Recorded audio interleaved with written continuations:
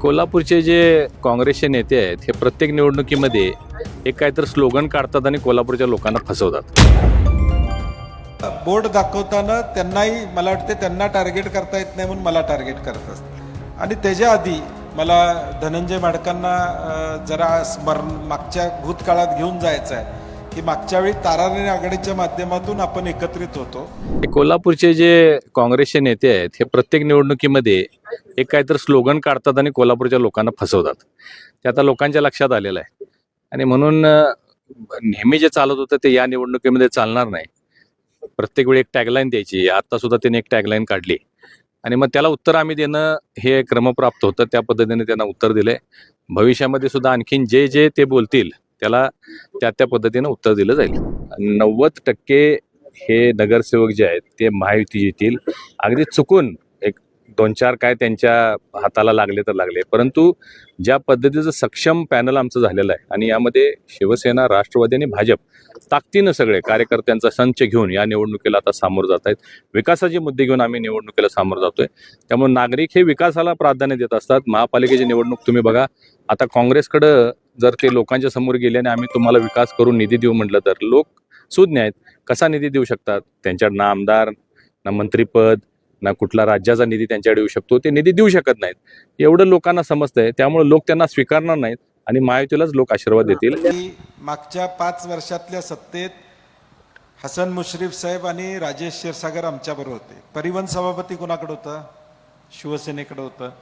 महापौरपद राष्ट्रवादीकडे 2 वर्ष होतं. उपमहापौरपद त्यांच्याकडे होतं. त्यामुळं बोर्ड दाखवताना त्यांनाही मला वाटते त्यांना टार्गेट करता येत नाही म्हणून मला टार्गेट करत असतात. आणि त्याच्या आधी मला धनंजय माडकांना जरा स्मरण मागच्या भूतकाळात घेऊन जायचं आहे की मागच्या वेळी ताराराणी आघाडीच्या माध्यमातून आपण एकत्रित होतो. त्यामुळे तुम्ही कुठल्या विषयावर बोलताय याचं पहिलं ज्ञान आत्मसात करा आणि मग टीका करा. कारण की 5 मध्ये देखील सत्तेत असताना तुम्ही होता. 10 मधल्या सत्तेत काँग्रेस आणि राष्ट्रवादी मुश्रीफ साहेब होते.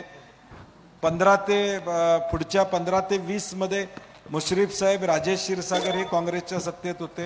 आणि म्हणून मला वाटते भूतकाळात घेऊन जाण्यापेक्षा वर्तमान काळात तुम्ही काय केलं हे लोकांना सांगा. तुमची महायुतीची सत्ता आत्ता आहे, तुम्ही नेमकं काय केलं कोल्हापूरसाठी हा प्रश्न आहे. मला वाटतं ते काय बोलतात त्यांना लक्षात येत नसेल कदाचित. मला वाटते अशी अवस्था आहे त्यांची. राज्यसभेवरच्या व्यक्तिमत्वानं काय बोलायचं हे थोडं तारतम्य ठेवलं पाहिजे. कोल्हापुरातली जनता ही 3 आणि 4 सीटा काँग्रेसला देणार. कोल्हापुरातले लाखो मतदार हा निर्णय घेतील. धनंजय महाडिक निर्णय घेणार नाहीत. धनंजय महाडिक निर्णय घेऊन कोल्हापुरातली जनता ऐकत असती तर 2,70,000 कार्यक्रम झाला नसता. त्यामुळे कोल्हापुरात शहरातली जनता निर्णय घेईल ना की कुणाला बहुमत द्यायचं, काँग्रेसला किती जागा द्यायच्या. एक माणसाच्या बाहेरच्या जिल्ह्यातल्या आलेल्या आणि इथं प्रस्थापित झालेल्या माणसावर हुकमावर हा कोल्हापूर शहर चालणार नाही. हा इनकमिंगचा फटका हा भाजपला त्या ठिकाणी आहे. इनकमिंग मोठ्या प्रमाणात त्यांनी केलं. खोटी आश्वासनं लोकांना दिली, फसवाफसवी केली आणि त्यामुळं आता त्याचा उद्रेक लोकांच्या पुढं होताना त्या ठिकाणी दिसतो. मूळ भाजपवाला आता कुठं दिसतच नाही अशी अवस्था मूळ भाजपची त्या ठिकाणी. ज्यांनी भाजप म्हणून आमच्या काँग्रेसच्या विरोधात 20-20 वर्ष राबले, 25-25 वर्ष राबले, त्यांना सुद्धा तिकीटं दिलेली नाहीत. ताकदीनं ज्यांनी भाजपचा विचार पोचवला त्यांच्यावर अन्याय झालेला आहे. आणि म्हणून मला वाटते हा उद्रेक मूळ भाजप विरुद्ध नवीन आलेल्या भाजपचा आहे.